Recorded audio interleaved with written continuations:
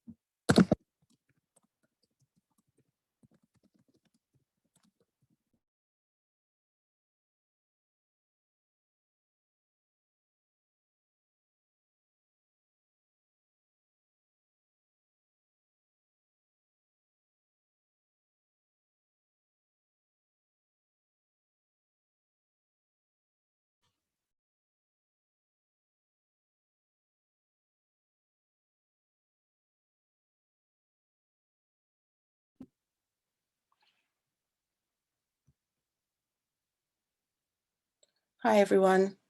We're almost there. Armani, so if you're online, if you could raise your hands and I'll make sure that you are on the panel. If Armani, the mentor, could raise their hand. Sorry, there are a few people raising their hands. I'm looking for Armani, the mentor.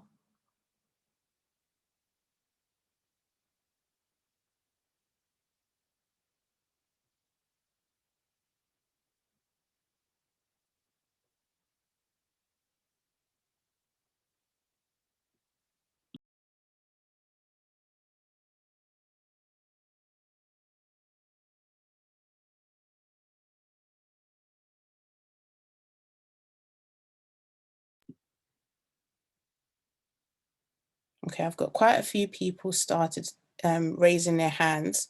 So what I'm going to do is I'm going to make a start, and Armani, if you're in the room, in the webinar, if you wouldn't mind sending me a direct message. So that's Armani Kifomariam, our mentor for today, along with Reggie Nelson. If you could send me a direct message to InCircle team, and I will admit you to the panel. I think I see you.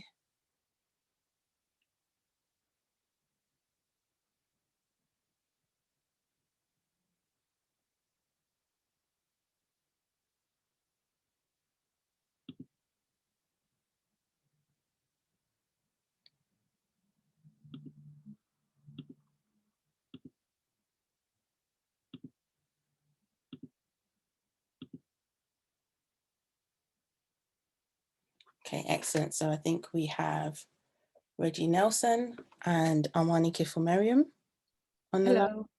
Hi. Hi.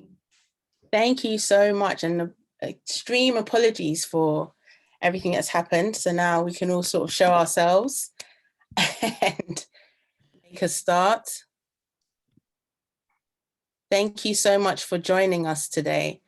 So hi everyone, and welcome to the very first Circle mentoring session. I do apologize for that. As I said, it's the first session. So unfortunately, a few teething problems. So this will not happen again next time. So somebody sent me a message asking if they're the only person in the room, and you are definitely not.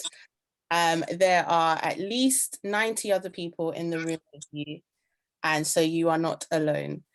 And so I just want to introduce today our mentors for today, Amani Kifomeriam and Reggie Nelson, and your host from End Circle will be Becca, who is also online. But before I pass on, sorry, I'll let you say hi. Before I pass on to them, I'm actually going to launch a poll for everyone to fill in so that you can give us a bit of an idea of where you are at the minute in terms of your career and how you feel about working in finance and that sort of thing. So I'm going to launch that now, and then I'll give you a few tips on the session. So hopefully you can all see that.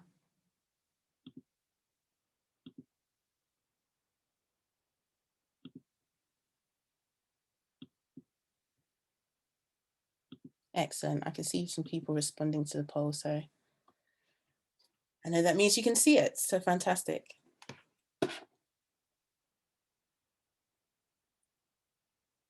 Now, while you are doing that, just so that we can get started, I just want to let you know that you have an option to send some questions to the panelists using the Q&A icon at the bottom. You're not going to see me for most of the session, so there will be an icon to remind you of what you need to do. But if you just insert your question into that section, and then we'll make sure that we get to it. And if you are ready to sign up for any other sessions, please be reminded that the sessions are on the Skills website, the Skills Workshop website, and you can sign up there. Okay, a few more votes coming in.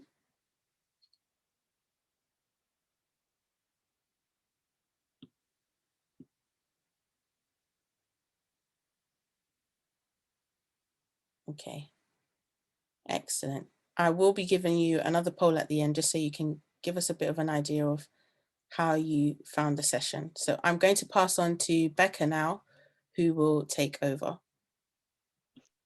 Thank you, Yvonne. Good evening, everyone. Hope you're all doing well. My name is Rebecca, and as Yvonne said, I will be hosting today's session. So thank you again, Amani and Reggie, for agreeing to be our mentors for this session. I'm really excited about this session. You both have inspiring stories and a lot of insight and wisdom to give everyone that's joined on the call today. So let's kick things off. So if you guys can just kick us through your story, how you got into the industry, ways goals setting has worked for you, and how you kind of went about it in the first way. So maybe what you can do is just explain yourself and how you got into the industry first. Absolutely. Hi, everybody. Such a pleasure to be here. Thank you so much to the team for this invite. I know how much work it takes to prepare for these sessions, so very excited to be here. By way of introduction, my name is Amani Kifomeriam. I have worked in banking for 10 years. I'm originally from Eritrea, a very small country in East Africa. I left banking about 6 weeks ago after almost 11 years to run my own business, Amate Group, which is basically a business that supports female farmers through various products. But the first product is premium coffees directly from women. And I got into banking by accident. I started to do law, went off to law school. I'm one of 5 children, the youngest, the first to go to university. And I just wanted to make my mother proud by doing law. Typical African parents, we all know, either want you to do law, medicine, or engineering. And I chose law. And then just by accident, it happened to be that I met someone that introduced me to what bankers do. in consultancy, and I just applied for a role. And back in 2011, I got into banking. We can go into detail later, but that's me in a nutshell. And I'm so happy to be here. Over to you, Reggie. Hey, everyone. My name is Reggie Nelson. I work at Legal & General Investment Management. So I work in the fiduciary management business, which is like a combination of like investment advisory, money management, and I work on the distribution side of things. How I got into finance, again, by accident. I never really planned to get into finance. I was always someone that wanted to play football, actually. So I actually played football up until I was 17 years old. I signed a 2-year contract when I was 16. Thought I was gonna be a footballer, make it out of the environment that I grew up in, but circumstances changed, and I was almost at a crossroad whereby I had to make a decision. And I decided that I was going to give up football when I was 17 years old. And because I put all my eggs in one basket, I thought, what am I going to do now? I don't really have anything else going for me. I was never the most academic person in school, never really concentrated in school. So I was quite stuck, I could say, when I was 17. And that's when some of you guys might know I did what I did, which was sort of seek out wealth and seek out how wealthy people amass their wealth. And it was just something that was on my heart, something I was praying about. And, I just decided to go and knock on people's doors and ask them how they managed to get rich, essentially. And that was back in, I think I did that in 2014, I think. It was quite a while ago. And it kind of just evolved from there. I met someone who was a great mentor for me. He was the CIO of BlackRock. And Insight Day led to a spring internship led to another internship, and another internship led to a summer internship. And I kind of found my feet in university. I think I did about 4 or 5 internships at university. And I graduated in 2017, but started my career sort of a year after that in 2018 at Legal & General on a grad program, finished that, and then settled in fiduciary management. That's like a whistle-stop tour, but I'm sure we're going to sort of dive deeper into that. So yeah, that's essentially how I got into finance. Thank you. And Amani, can I just ask, so what made you decide to go out and branch and first initially start your own business now? And why specifically that industry? That's a good question. So for me, I went into the corporate world, honestly, to really kind of make my mother proud. So even, I mentioned the law and then the banking, and, it builds credibility. It's a great career. I've had a really good career. I met some amazing people. But about 3 years ago, I went through a phase where I was asking myself what my purpose was and what I really wanted to do.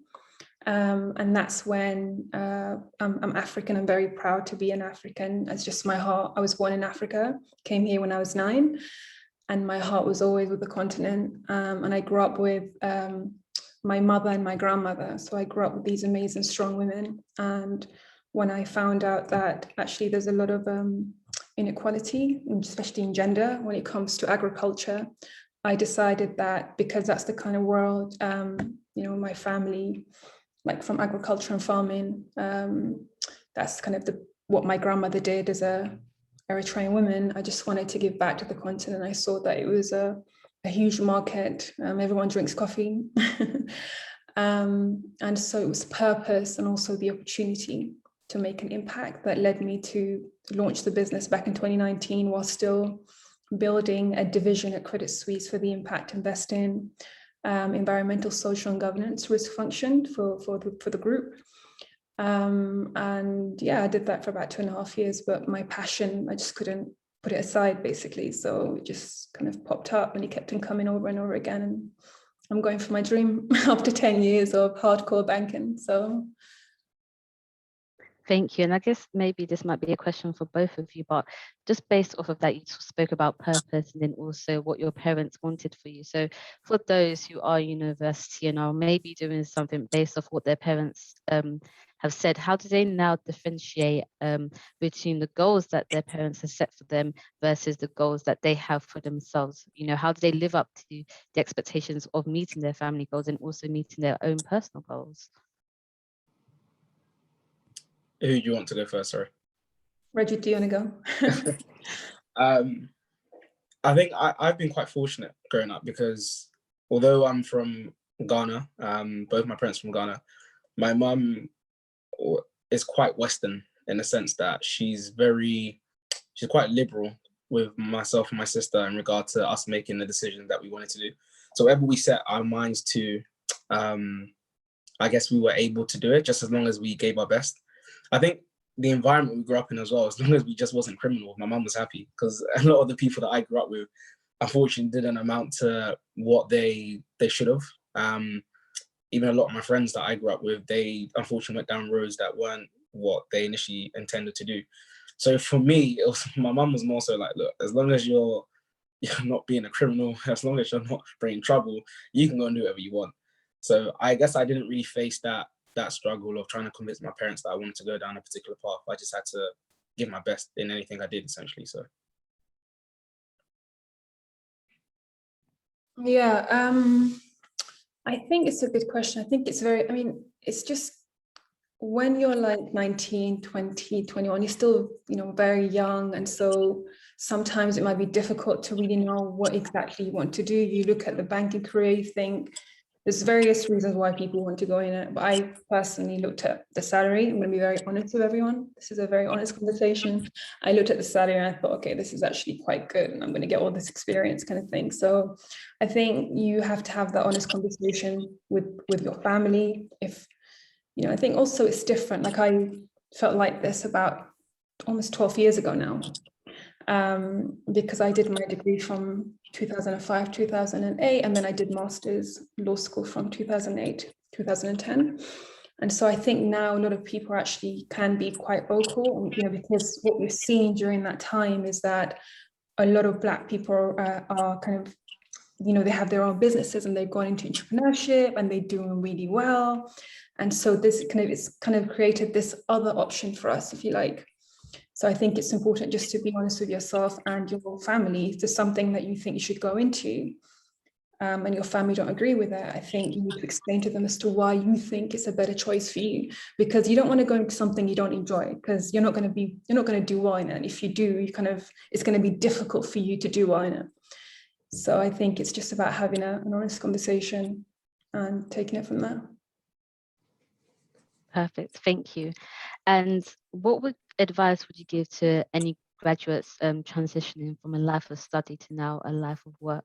You've gone from 6-week holidays to now 32, max 25 holidays in a year. How do you now, give advice to graduates that are now going to be making that transition into the full 9-to-5 work? I think that was what you just said was the biggest transition for me. From going from 6 weeks holiday to having to request to leave was a bit of a weird one. But I think for me, it's definitely just having what really helped me transition was definitely just having mentors and also having sponsors.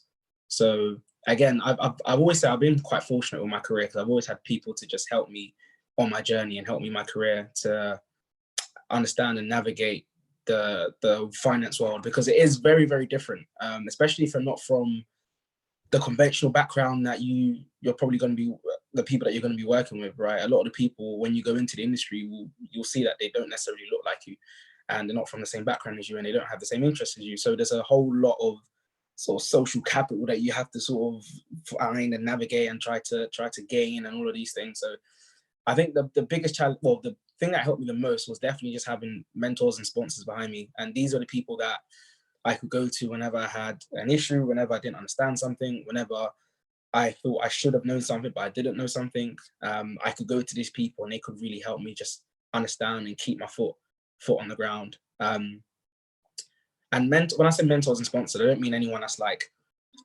very, very senior. You could have peer mentors, right? So I had a colleague at work who was a couple years older than me, but she was a real help to me when I first started. So she was the person that I would go to and just express any difficulty I had, or if I had any questions that I think I should know this, but I don't know this, that was the person that was going to help me. So I think, yeah, biggest thing for me is just having mentors, having sponsors, and just people around you that can help you navigate the new world you're entering.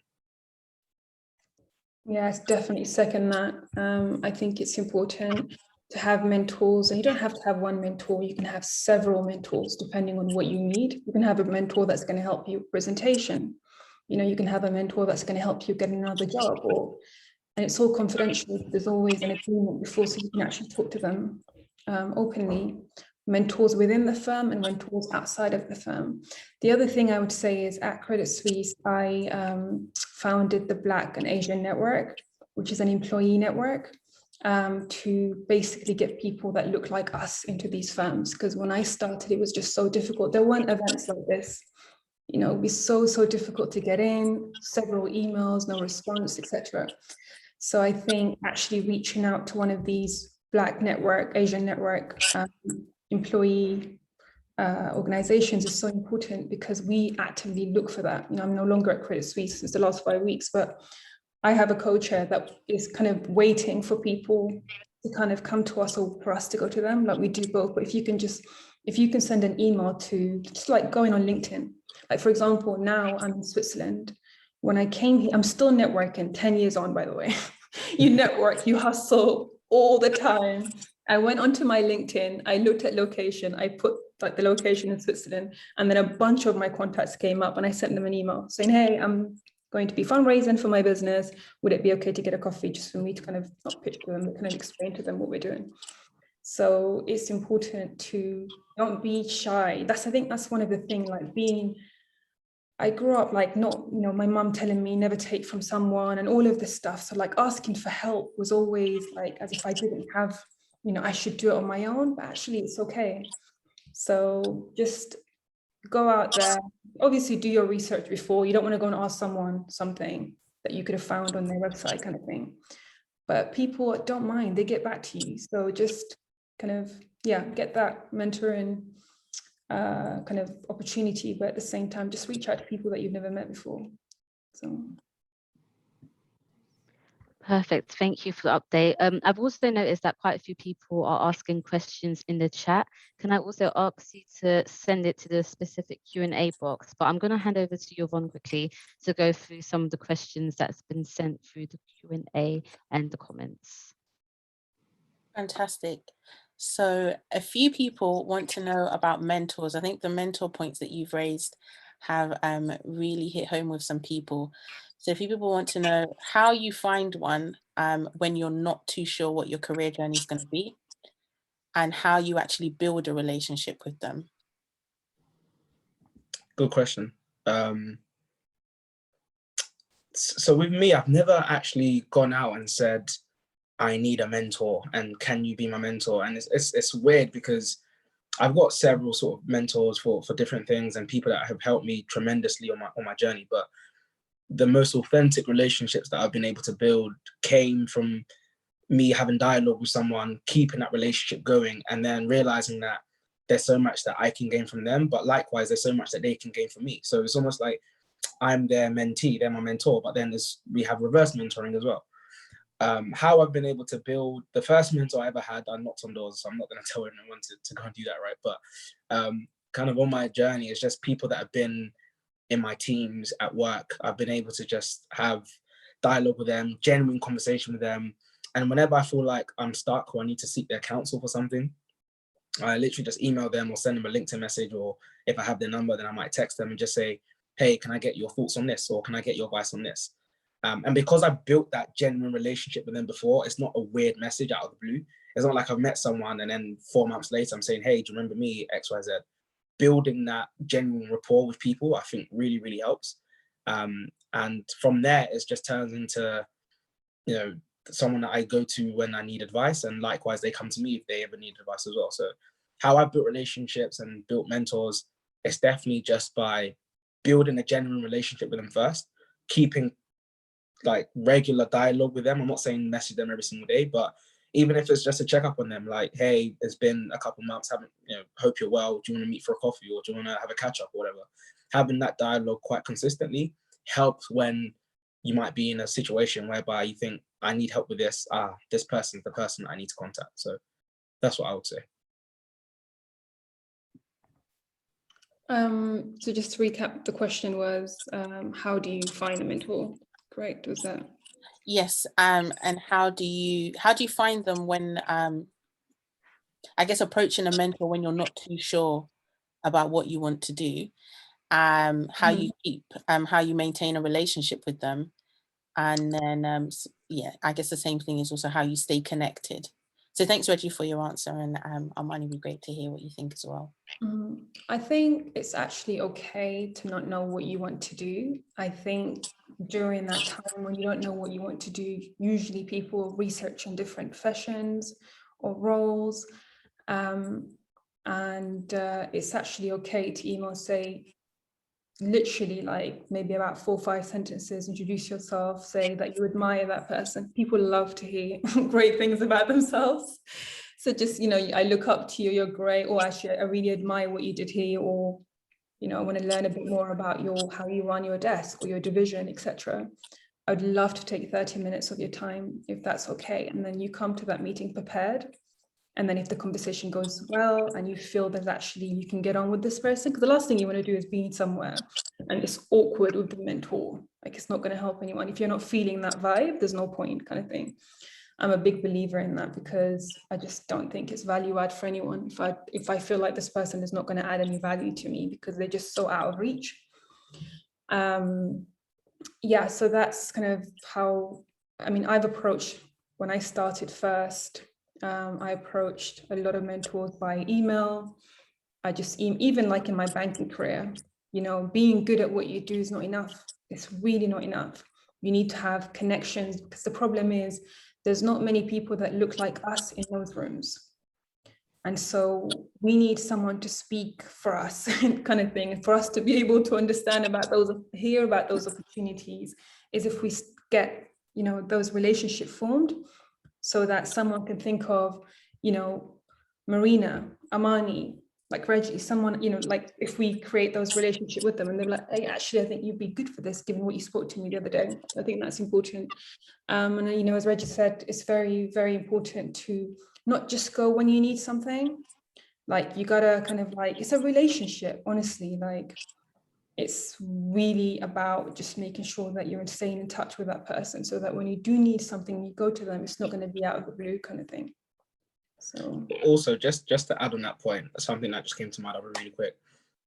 Sometimes if you're going to approach someone to be a mentor, the word mentor can be quite frightening to some people, because when you say mentor, they instantly think abundance of time. I need to give a lot of my time to this person. Obviously, mentoring is not like that, but just off the initial word, you think, I need to invest time. I don't have time, so I'm not going to respond.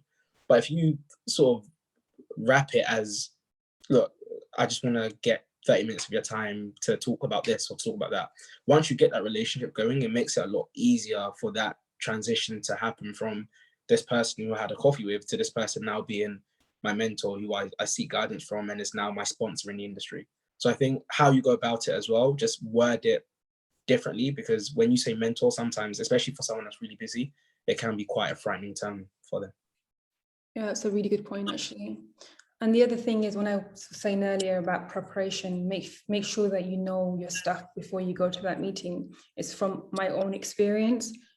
Back in the day, not having done enough research, going in there petrified because this person speaks completely different than me, acts different than me, looks different than me. And you just don't, that whole time I'm petrified, just nodding my head, not really taking as much as I should be. But yes, yeah, so if I was to look back and think, what would I have changed about those experiences? Just like do your research, and when you go in there, like, I've got half an hour, I'm going to make sure this person's going to give me their time going forward, kind of thing. So yeah. Perfect. Thank you both for that. So my next question would be, how important do you think goal setting is for a successful career? Yeah, I think very important, right? You've got to know what you're doing, and you got to know the different timestamps in which you want to achieve those things by. I wouldn't ever say to anyone, go into something blindly and just hope for the best. If your timestamp is, I want to do this for 5 years, then ensure that from 0 to 5 years, you've got steps that you in place for you to achieve that. And those steps don't have to be massive. I mean, I fall into the trap whereby end of the year, you make goals for the year and you might put like 20 or 25 goals for the year. And it's like, that's not realistic, right? So what I do is I put down sort of 4 to 5 and just say, these are the things that I really want to do this year. And all of these different goals are kind of set towards a longer term goal, right?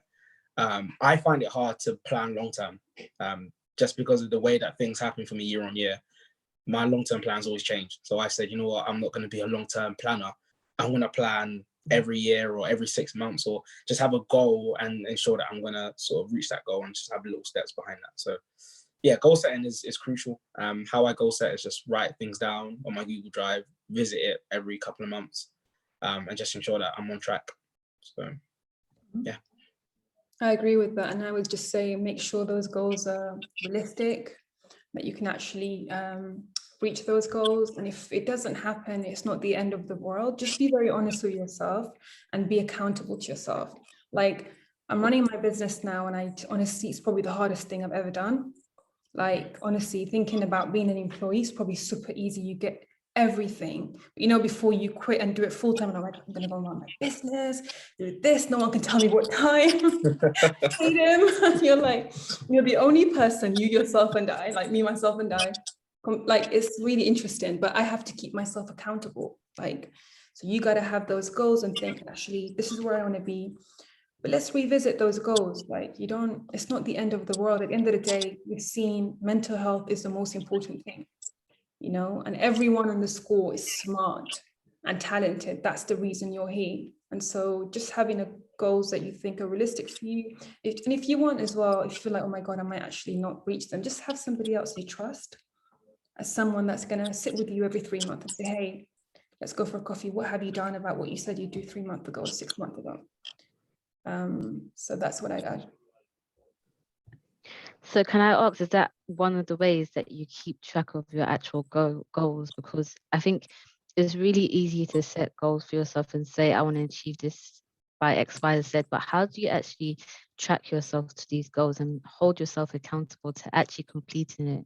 Do you have a partner? Do you have some sort of system, or do you have mini goals in order to reach your overall goal target? I was just going to say, I write them down. It's so old school. I write things down, but on top of that, you can just have an Excel spreadsheet as well and just track it that way.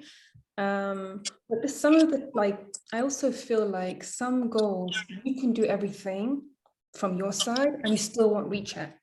It's not because you're not good enough. You're amazing. But it's just because, how many times have people been told, you're not ready for promotion, when actually they've been doing the job for 10 years? A lot of Black people I've met have gone through that. That doesn't mean they haven't reached their goal. They've done everything, that it just happens to be that organization is not ready, So yeah, that's what I'd say. But Reggie, over to you. Yeah, I think you sort of echoed everything, but I think for me, how I stay on top of my goals, there's an element of having accountability partners, so people around you that are going to help you, and you can bounce off, and they'll probably check in with you like, yo, have you done what you said you were going to do beginning of the year and stuff like that. But there's also an element of you've got to want it yourself, because there's only so much that other people can push you. For me, I've got kind of like an insane sort of drive. Like if I want something, then I will try my very, very, very best to get it, irrespective of time, irrespective of barriers in my way. Like I've kind of I think there's a way I've grown up, to be honest, that things weren't given to you easily. So when you do have an opportunity to get something and it's in sort of reaching distance, then I just try everything I can do to get it. And even if I don't get it in the time that I stated, as long as I get it, that's the most important thing, right? For example, I had a goal to do, so it was a project I was working on, and I wanted to do it in 2019, I think. I ended up doing it in 2021. So it took like a lot longer than anticipated. But that's the thing, it's because I wanted to do it, and it's because I had that drive. And I told my friends, my close friends around me, what I was doing. So they were always saying, oh, how's this going? How's that going? But because it came from me, I was already on top of it. So it wasn't like they were pestering me. It was just, they were there to help me. But that drive initially, it has to come from you, right? So set goals that you actually want to achieve, not just because you think it will look nice or other people are encouraging you to do it. Do it because you genuinely want to do it and want to achieve it. Yeah, that's great advice. I think what I'm going to do is then go to more questions that people have asked in the comment section. So someone's asked, how can one be an exceptional candidate while applying for a graduate role?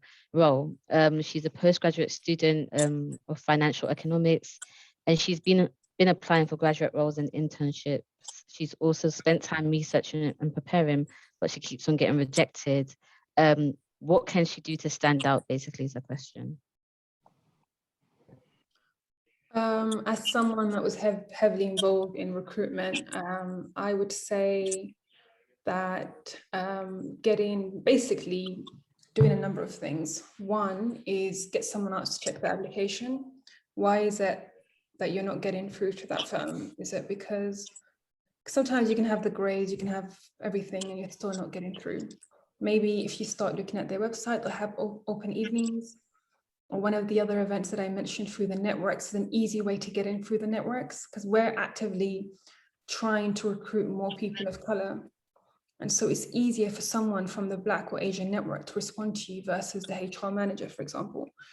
But a few weeks back, when COVID, actually, I think it was a few months ago anyway, like blocked 2 weeks from 12 to 1, addressing random people that I don't know, basically their questions. Anyone that messages me, I try to get back to their, to their questions. So the reason I mention this is because there's a lot of other people that will answer your question as well. So just email someone in that area you want to get into, because LinkedIn now is your best friend. Like, LinkedIn should be your best friend. If you don't have a profile, you need to create one. So I think that's one way. Getting a mentor to check it is another way. Sometimes it can be quite frustrating getting so many rejections, and you lose your motivation, you feel down. You just need to take a step back and look at that application form again. Are there any spelling mistakes? Probably not, but just kind of like, just look at it again, get someone else to check it. Maybe you just need to tweak the cover letter or the way you've been approaching it, is what I'd say. I echo that 100%.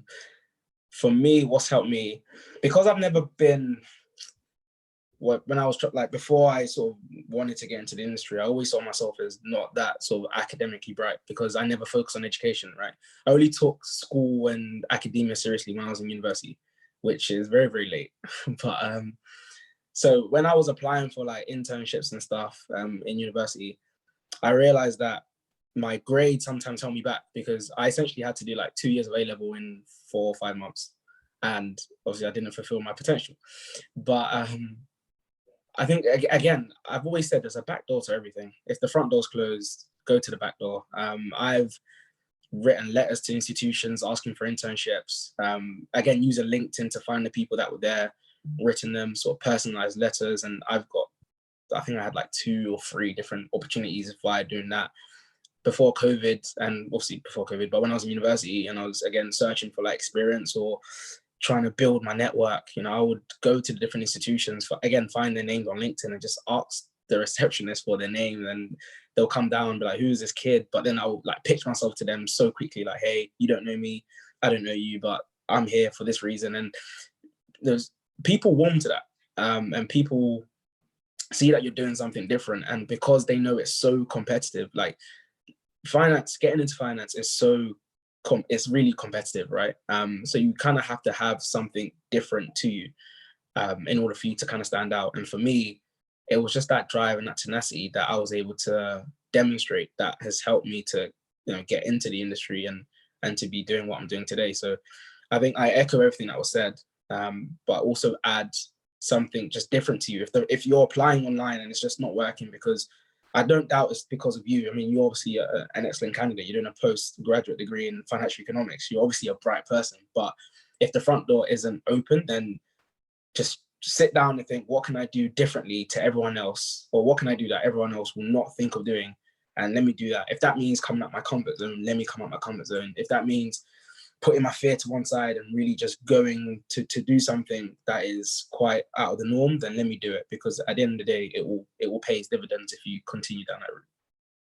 Yeah, thank you. And just to add to that, I do agree in terms of finding the back door. Someone like me, I got into finance through an apprenticeship when it wasn't really that high in demand back in that time. And that was like 5 years ago. So sometimes you kind of have to do things that untraditional ways. We all have this thing in our mind where we're like, okay, no, it has to be done like this because we see that in the past it's been done by like our parents and people that we see up there. But I think we need to look at different ways that we can get into the type of job roles that we want to get into. Thank you. So I'm actually going to go to the live Q&A. So it says, I am completing a master's in management and business finance, but I'm trying to avoid accounting and focus more on strategic management and research area. What roles in finance do you think would fit best with these features? Strategic management and what, sorry? And research area. I mean, there's a number of roles that can be done. Is a question, what roles can you do with those two disciplines, right? Or, yeah. So I mean, it's quite funny for most people, but I'm actually not a great numbers person. I'm very basic. I left maths back in GCSE and I worked in banking for almost 11 years and I've done pretty okay, but I'm not a genius when it comes to numbers. It's very funny, but my point is, I always mention this. I don't want people to feel like you have to be a genius, you have to do accounting to get into banking. There's so many things that you could do. And so, for instance, on the strategic management piece, you can do so many things from risk, strategy, business management, COO. There's so many things, because basically the way to think about it is, like, for instance, in every division within a bank, if you're thinking about a bank, that's my background, you'll have the heads of desks. So you have the guys that are actually going out and getting like the money in or trading or so on and so on. And then you have people that have to run the day-to-day, the COOs, basically. That a role, in those, if that's something of interest, what you studied would go with that, basically. But there's so many other, even sales, you don't have to be a genius in numbers to do sales. It's about relationship management. So that's what I say. Yeah, again, you don't need to be the quant cruncher to be able to work in finance. Like, there's so many different avenues that you can go down. If you, like, I think the person says strategic management and research, most teams will need someone to do some element of research work, right? Even if that's, say, investment management, right? Even if that's your fund managers, they need people to do the research on the ground. If you're in operations, you need to be able to research into various things that might be going wrong in the business or might be going wrong with a particular process. If you like writing, then you can go into the sort of PR department of a bank or investment manager. If you like building relationships with people, then again, sales or relationship management is the place for you. There's so many different things, and I feel like the great thing about finance is you can almost bring so many different disciplines into the industry. And on the face of it, yeah, you do have people that are the guys that do the numbers, or the traders, or whatever it is, right? Or the people that are sort of managing the money on a day-to-day. But there's so many different things that you can do. I'm personally not the best with numbers. I feel like I've grown in that area, but again, I wasn't great in school, right? And when I say that, I don't mean like, I mean, I wasn't great in school. I'm telling you guys, like, I wasn't the best in school, but I've managed to sort of find my feet academically, and it's worked for me. So I always say, if I can do it, then low battery. If I can do it, then trust me, anyone, and I mean that, anyone can do it. You don't have to be a genius per se. If you're willing to learn, and if you're just willing to sort of adapt and be a sponge, as they say, then I guess the world's your oyster, really. Just going to find my charger in 1 second. Thank you for that, Reggie. And I completely agree with you. I don't have a university degree. I just have about A levels, and that's really it. And I've managed to make my way into finance. So it's honestly about you, your personality, how you take on work, how hard you work, and also how smart you work as well. So definitely, yeah, I would say that. So I'm going to move on to the next question quickly while Reggie gets his charger. Maybe Amina, you might want to answer this, but okay, perfect. It says, what questions do interviewers ask when interviewing interns at investment banks? So I think this is more of a question for you, Amina. So they'll ask, it depends on the actual division, if it's like global markets or trading or sales, or more on the sorry, I was echoing for a moment, more on the kind of corporate finance. I mean, it really depends on the division, but they want to ensure that you understand what you're applying for. So they'll ask you questions, really it's basic, like they'll ask you questions about their division, because although for them it's a basic question, they just want to see how much you really understand about their business. You know, I've been in positions where I wanted, or I didn't even understand what it was. I just felt like it looked amazing. I need to get a job kind of thing. So back in the day, so it's important. They'll ask you questions about the division. They'll ask you questions about the products, specific to the area you're going to. They'll ask you questions about their culture. And this is where the networking comes in. You just have to look at their website. Honestly, like every application you make needs to be different than the one you've just submitted. It's very important. And the website has so much information. There's so much free information. You don't even have to pay for the FT. So they'll ask you questions. And then sometimes if it's a trading role, they might ask you like other questions, very complex questions related to the models or the way those products or whatever market you're getting into. This is why actually it's important. So for instance, as we were interviewing, everybody has an A-star and they all go to really good universities. It's really interesting because you're looking at all of this, like, okay, obviously we have other students as well that, you know, may not have A-stars, but the majority of people do. And the ones that make it in, they do. So you need to stand out, you know, in a way where it's not just about the grades as well. So I'll stop there, Reggie. I don't know if you have anything to add. For investment management, I think it's a given. If you're going into like front office, then commercial awareness is quite important. So they just want to see that you understand the industry as a whole, because investment management is quite macro driven. So what happens outside will affect your day-to-day, particularly if you're in the sort of front office divisions. So there's going to be a lot of competency-based questions. So tell me a time when, or what would you do if, and these type of questions, which, you know, as long as you practice, you should be able to answer quite relatively easily.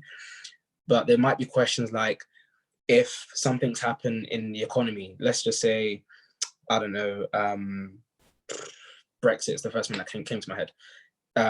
If something's happened in regard to Brexit, they might say, you know, how do you think this would affect this type of business? They don't really want to see if you get it right. They just want to see how you think and how your thought process is. They know that you're not going to be sort of an expert in a division. You're coming in as a fresh-minded person, but they just want to see that you kind of have a basic understanding, a basic knowledge. And even if you don't know the answers, they want to see that you're willing to almost create some thought towards what's happening. And hopefully that will serve you well when you go into the industry. So my biggest advice for anyone that's applying is, get your competency-based questions down to a T. Know what examples you're going to use whenever they ask you those type of questions, but also work on your commercial awareness. I think that's key. Every interview I did when I was doing my internships, on bar one, I think out of the 4 out of 5 of the internships I did, there was some sort of commercial awareness question, even if it was a sentence that I had to give, or I had to talk about crude oil when it crashed. There was something I had to talk about, right? So yeah, just understand what's happening broadly in the economy, and just be able to articulate that in your own way. And then if I may add one thing, I think this is actually an important topic, is there are some trading clubs in certain universities. So if you wanted to be a trader, for instance, you should be part of those clubs, or at least just go and see what they do. They provide so much insight, and I think some of these universities actually give them a budget to just start practicing to trade. And the other thing is, I've been involved in a lot of interviewing, not just on the strategy and risk, which is kind of my background, but even on like traders and sales. But I'm not the only one. I come in just for the culture fit, or just understand how this person thinks, but they actually bring the experts themselves to start interviewing them. You know, it's not HR, they get people who are actually doing the job. So just remember that when you're preparing for your interviews, which is what you said also, Reggie, with the kind of commercial awareness and so on. Yeah, sorry, just one more thing to add, sorry. In terms of information, something that really helped me is, if the firm that you're applying to is a relatively big one, there's like a lot of companies have this thing called the investor relation pages. So if you just type in, I don't know, like Credit Suisse investor relations, there's usually a PDF document, a lot of pages. You don't have to read all of it, but that has a lot of information about what the company did either over the quarter or over the calendar year. So Credit Suisse might have a 2021 available just to talk about what happened in a year.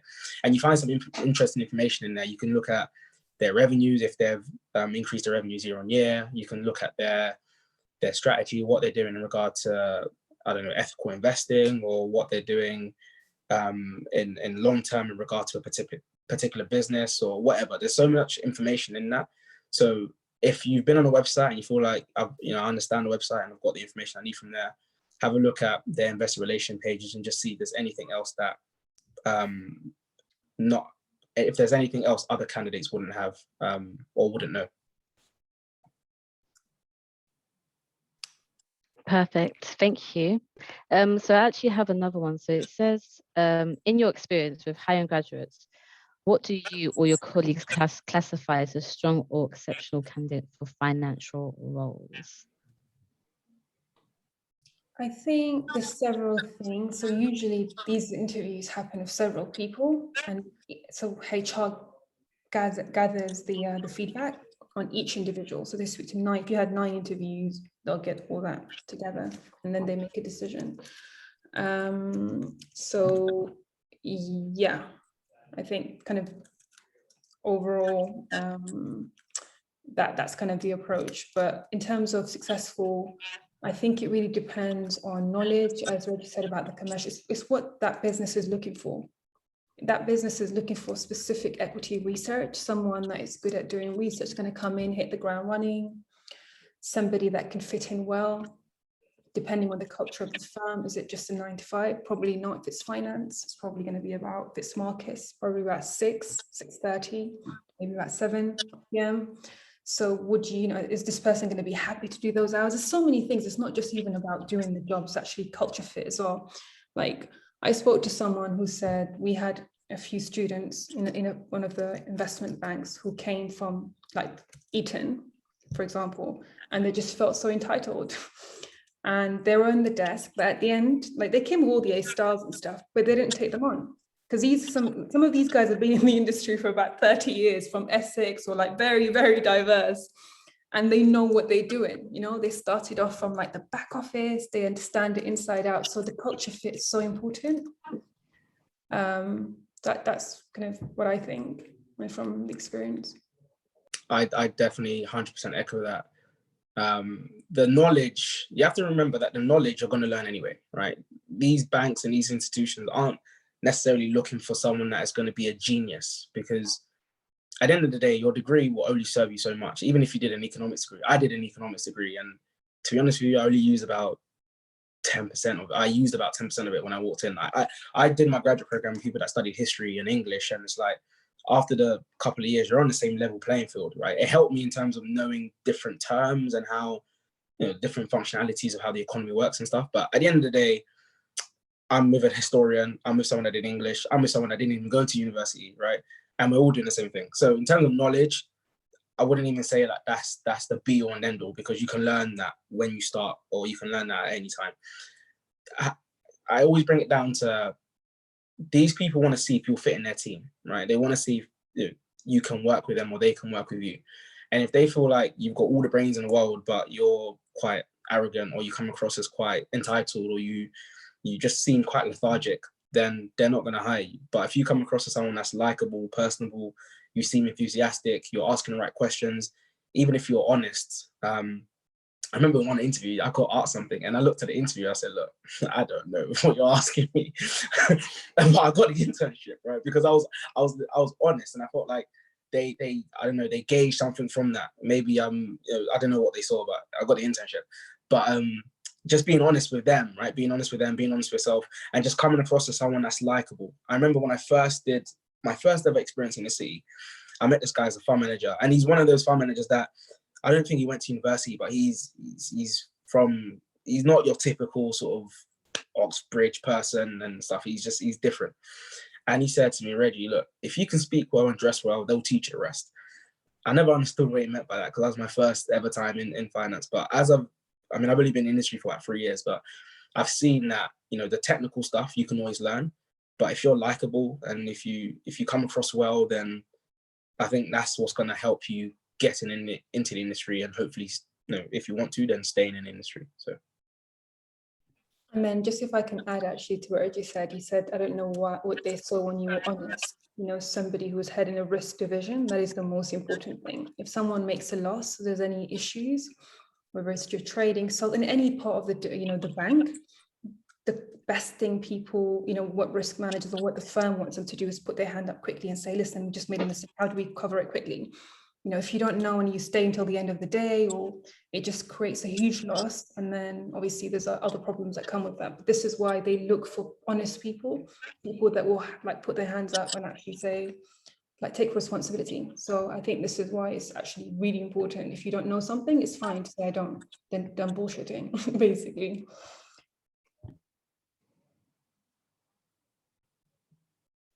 Perfect. Thank you for the update. So I think someone just asked, what would you say are some of the key intangible qualities of a successful individual in finance?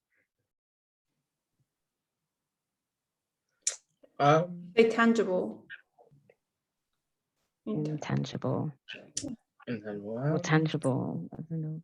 Yeah, I think we've sort of covered that loosely, just in regard to having things like commercial awareness, knowing the business, doing things that's going to make you stand out, but ultimately just being a likable person. That, again, I'm talking from my own sort of personal experience. I can't talk for everyone in the industry, but what's helped me get to essentially where I am today, and not just in finance, but because I cover quite a few industries, right? So I'm in broadcasting, I'm in finance, I'm in the sort of literature world, and all of these things. I mean, I never set out to kind of do these things, but what served me is just coming across as someone that just wants to learn, is likable, and is not, thinking that they know everything. I'm always willing to learn. I'm always willing to just bounce off people. And I think because people want to work, with me in some capacity, right, that's kind of helped me a lot.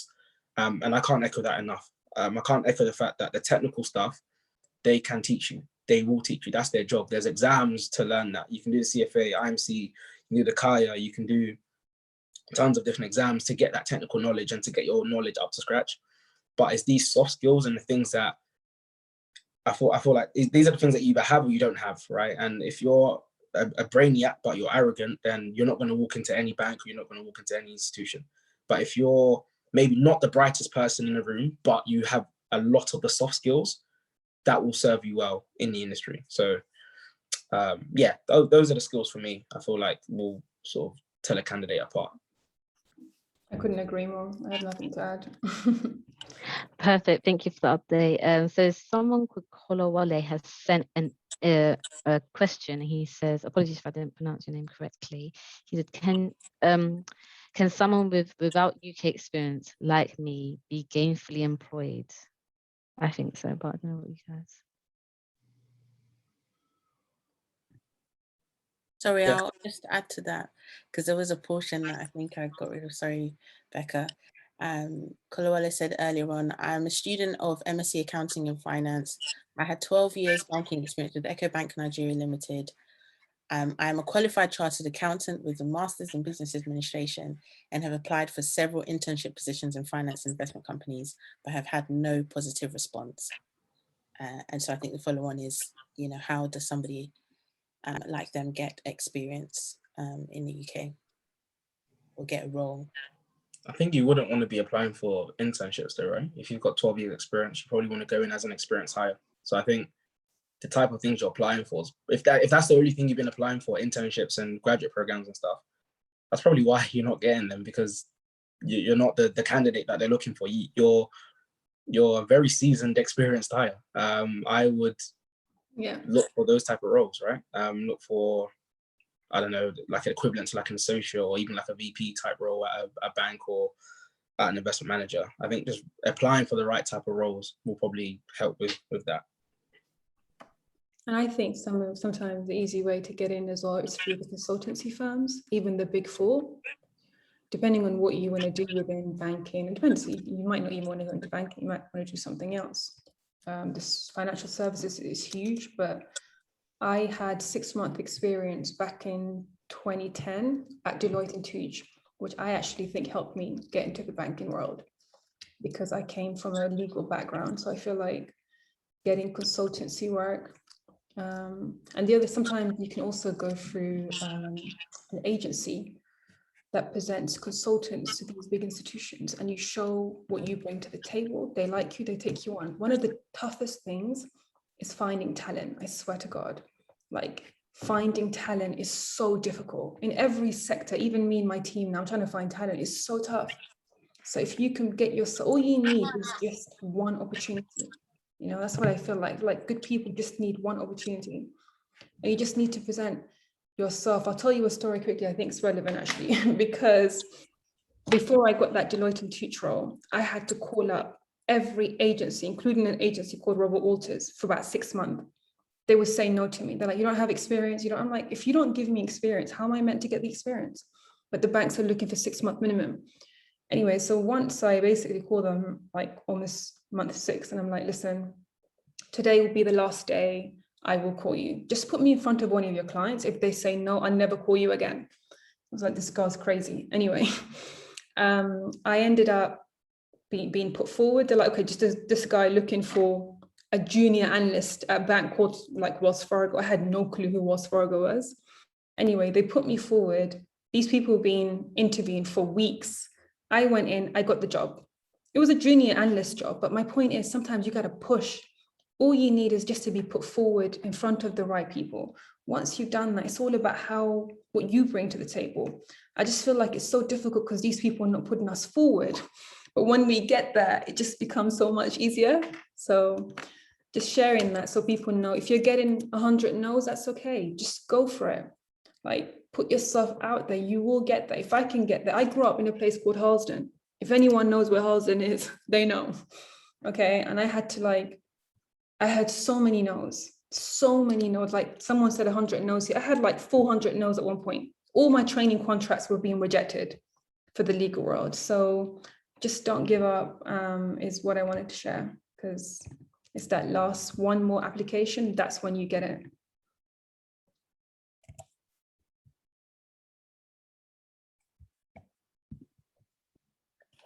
Amazing, thank you. I think there's just been a slight technical problem on Becca's side. Are you back? Thank you so much for that, Amani. Your connection is not coming through as clearly as it was before. So I'm just going to give you a minute and ask one of the questions that came up. Yes, I should be back now. I think a device might be overheating or something. Yeah. That happens to my iPhone all the time. It does. There's it has been an hour 10 minutes, so it's probably about time for stuff to overheat now as well. One question that came through, which is really interesting, is how did you manage to dive into commercial awareness? Because in finance, it seems quite complex.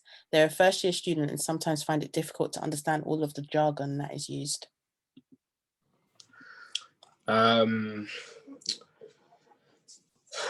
So the outlets I use, BBC Business, they have these sort of updates every minute, not every minute, but like every 10, 20 minutes.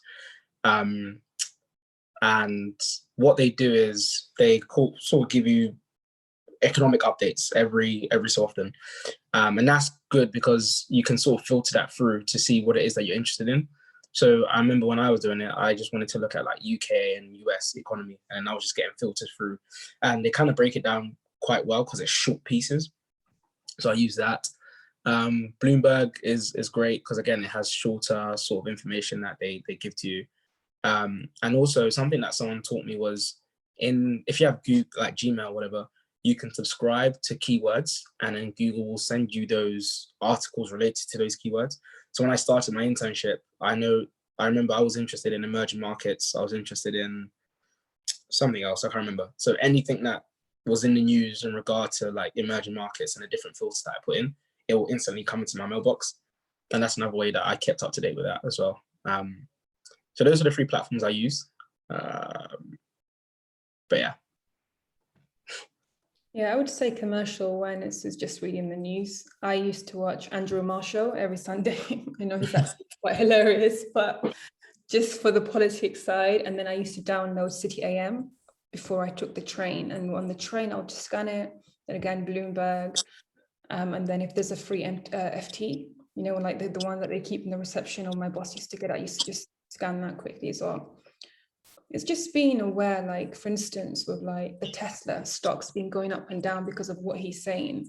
When I say Elon Musk, you know, there's like, honestly, like I never used to understand all of that. And my partner happens to be a trader. And so he's always like up and down. I'm like, what's going on? And then he's reading something. And I in the last few years, I'm understanding it in real life, what this actually means. It's like it's real companies, basically. The valuation of these companies goes up and down depending on what's happening in the world. If you break it down like that, it's like, it might seem so scary and complex because you see all these screens and, you know, but just right, it's just companies like Nestle, companies like, you know, companies that we buy food from, basically, or cars from, or furniture. You know, it's not all just like crypto, you know. Yeah. So I think when you break it down like that, it just makes so much sense. Like, oh, I get it. Okay, cool. Like, try and make it relevant for you. So don't let looking at it and coming across words that you've never seen before. You know, if it means you need to get an English dictionary or a legal dictionary, those who study in law, an English dictionary, and this from finance dictionaries as well, then get that and break it down. It's important you understand it.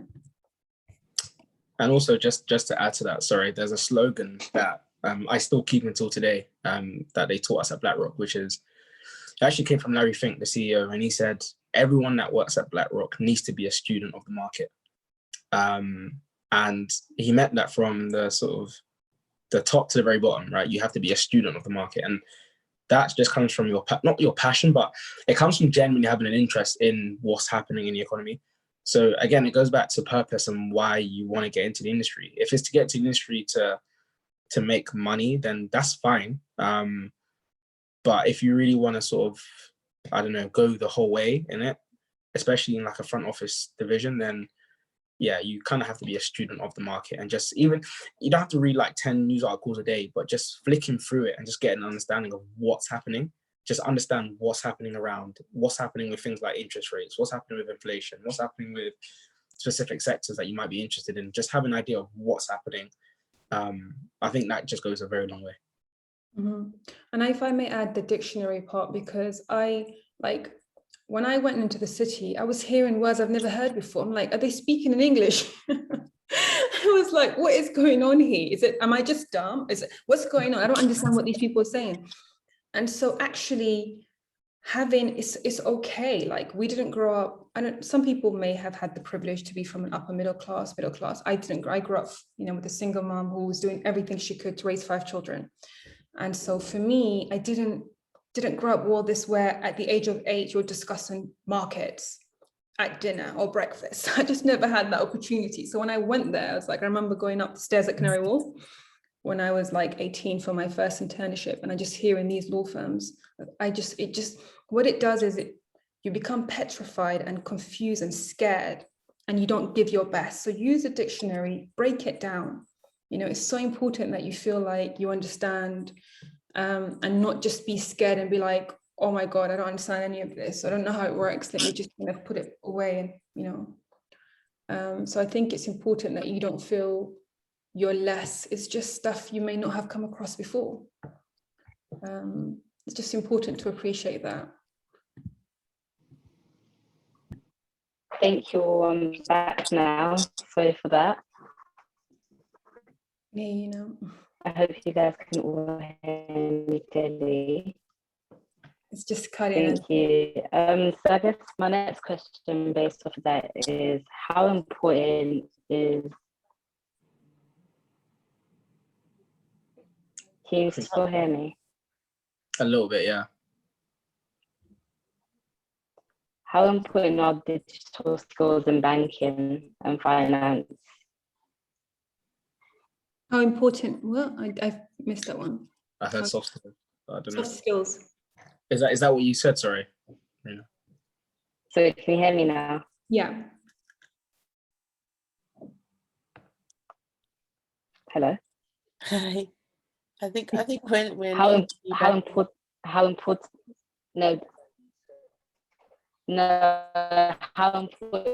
are digital skills in banking You're breaking. and finance?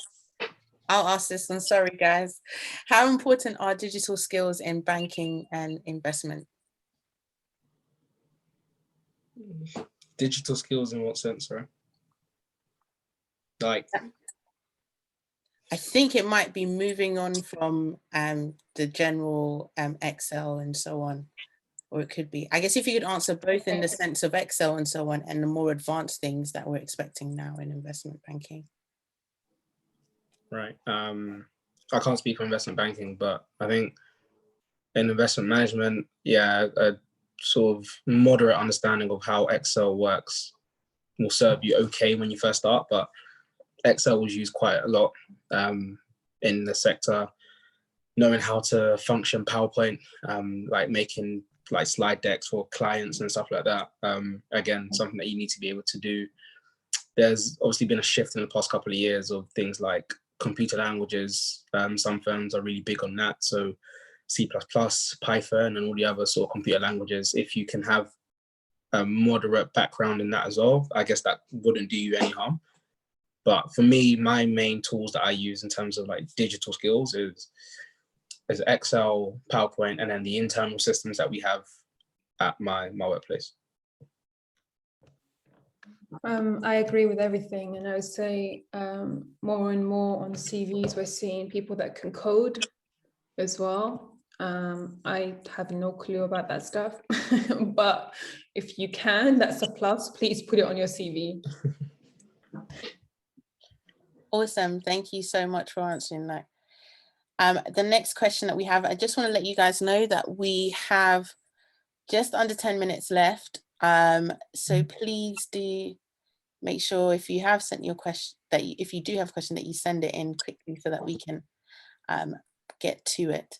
Okay, so the next question I'm going to ask you is back onto goal setting. Actually, there was something that came in, and it was whether you had, in terms of practically when you're putting your goals together, do you have a specific method or mission statement or values that you take into account when you're setting your goals?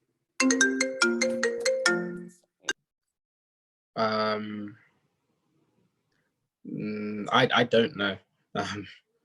If it's a goal, I kind of just set it and then do the things that we sort of discussed earlier on of like just having mini goals in between that. So yeah, I don't. That's my short answer to that question. For me, values of respect is very important, and I think this has come in like more and more. So for instance, as I was getting more senior in my career, I needed to be around people that I can work with, and for me to be treated like, well, you know, I'm not kind of doing crazy hours and not getting compensated for it. I'm like, listen, this is what I want to do. This is what I bring to the table. What am I getting out of it? And so with every goal, I'm thinking about, this is what I want to give to get this promotion, for example, but what am I getting out of it? This is not about me coming and just trying to get that name. Like it's important as you're thinking about the goals, you're also thinking, what am I getting out of it? If I tick this, like what's in it for me? And so like personal, like how assessing what I'm getting out of it. And the other thing was, do I even like this institution? Do I want to be here? Am I getting what I deserve? That type of questions. And I think that comes a bit maybe mid to more, you know, after like you do 5 years onwards, only because I felt like I had credibility. So, but just, yeah, just always like, because the thing is, it can be so easy just to get into all of this and try and find a job, and you're so stressed, need to get a job. But as you're thinking about your goals, just think about you as a person, and it's a two-way thing, you know? And now I know I'm focusing a bit more about getting into the institution and interviewing the institution, but if it's a goal of securing a role, you got to have in there as well, like, am I going to be happy if I accomplish this goal? Thank you. And speaking of actually getting into roles, some questions that we've had in that people are interested in is promotions. So putting them all into one is, are there any roles that are easier to get promoted in than others?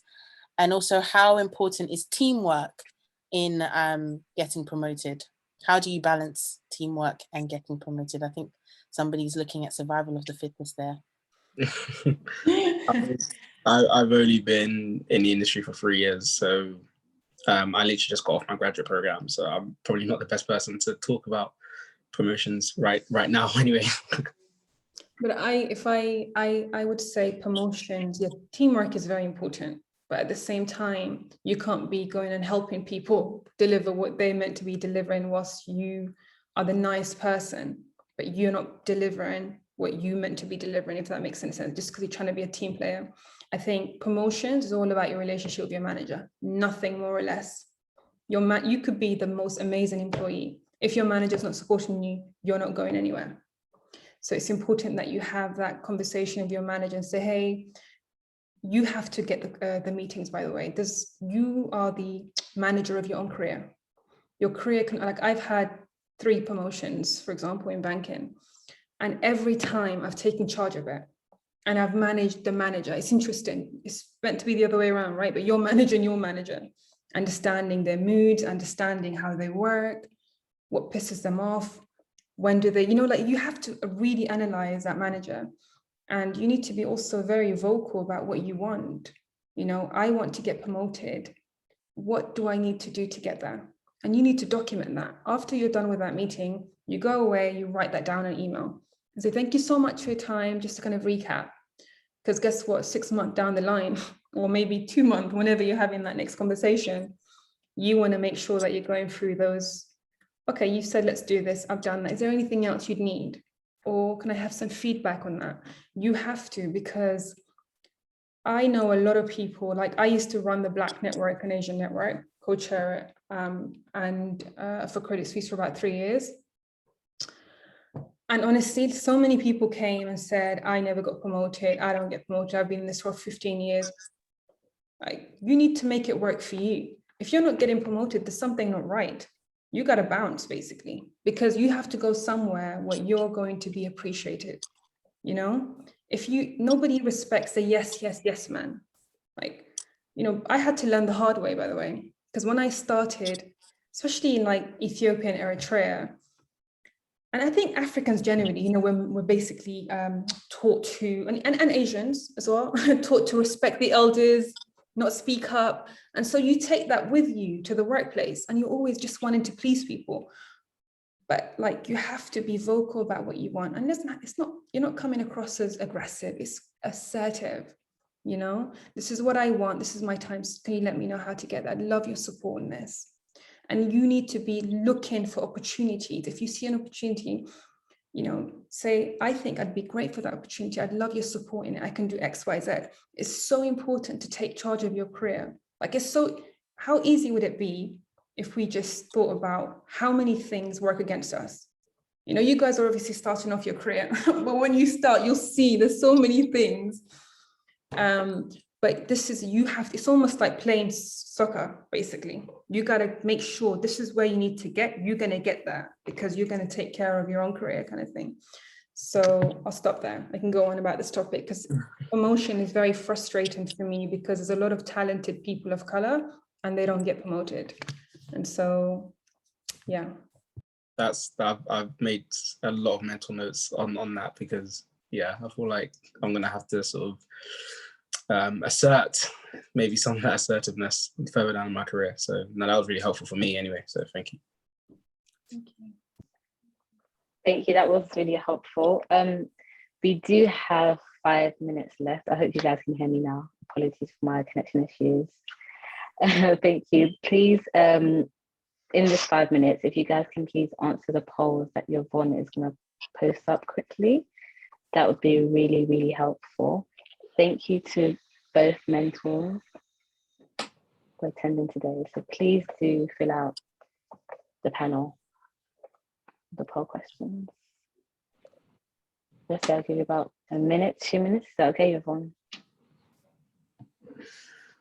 Yeah, that's absolutely fine. Thank you. And I guess while people are doing that, if you wouldn't mind, Reggie and Armani, if there are a lot of people are embarking on internships and things like that this summer, or just looking at starting up their career in finance, if there's one tip each of you can give, just one, or you can make it 3 if there are too many, that each of you can give that people can use to start their journey off. Did you say internship? Sorry.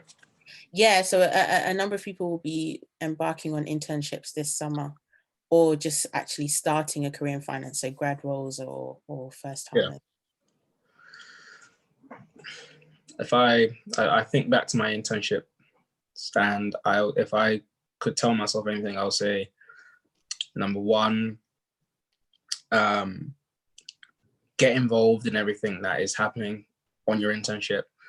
Whatever your firm is doing, just get involved as much as you can, because there were some things on my internship that I just didn't do, and on my feedback, I think some of them mistook that as me not being as confident as the other people, whatever it is. So I think just thinking back to my day, I would just say get involved in everything that's going on. Number 2, try to find a sponsor or a mentor to help you navigate your internships and while you're on that journey. And number 3, understand that it's okay to not know something. If you don't know something, don't beat yourself up over it. Find a way to know it and just really hone in and develop your soft skills. Because I feel like the technical stuff you're going to learn, but the soft skills I feel like will carry you on these sort of internships that you're going to be doing. Yeah, I think these are great points, actually. I would just add that it's important to research the division, because the reason I say this, and I know obviously you'll learn a lot on the job, because the others that are coming in, these people are very sharp, basically. And I know everyone here is sharp as well, but you don't want to feel like, when you've kind of never heard something or you don't know how it works, and when someone says something, you're like, when actually you know most of it, but it kind of throws you back a bit, so you don't get that feeling. Just know who is going to be your manager. Ask for those names. It's fine. If anything, it shows you're proactive. So just kind of understand, okay, which division am I going? How long am I going to spend there? Who's going to be how does it work? That's the first thing. The other thing is you can ask HR for the contact for the Asian or Black network. And, for anyone that's not of color on this call, you can also ask if it's the women's network or, there's so many other networks, sports network. That creates a community for you. Let's say, for example, you wouldn't get that internship, for example. You can have several, one of them you don't get it. Because of the contacts you've created, there might be a role somewhere else, basically. And we've taken so many people through the Black network. We've introduced them to people because we want them to come and work with us, So I think that's I think those points, just to add to what Reggie said.